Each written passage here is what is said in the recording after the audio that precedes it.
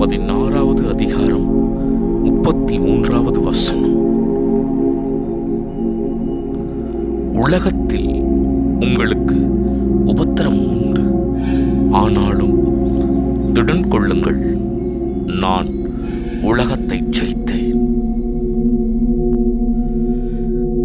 கிறிஸ்துவில் மிகவும் பிரியமானவர்களே, நம் தேவனாகிய கிறிஸ்து உலகத்திலே உபத்திரம் உண்டு, திடன் கொள்ளுங்கள், உலகத்தை ஜெயித்தேன் என்று திருவுளம் பற்றியிருக்கிறார்.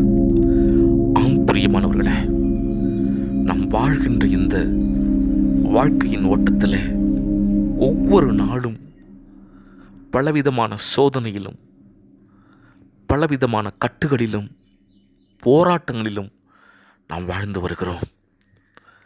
இதே சோதனையையும் போராட்டங்களையும் நம் தேவனாகிய கர்த்தர் நமக்காக சிலுவையிலே அவர் சகித்தார். ஆகவேதான் உலகத்தை நான் ஜெயித்தேன், திடன் கொள்ளுங்கள் என்று சொல்லி நம்மை பலப்படுத்துகிறார்.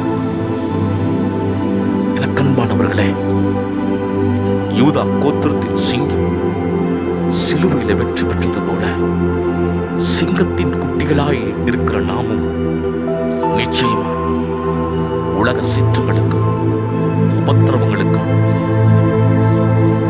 நம்மை வெற்றி சிறக்க பண்ணி தேவன் நம்மை கனப்படுத்துவார், சந்தேகமே இல்லை.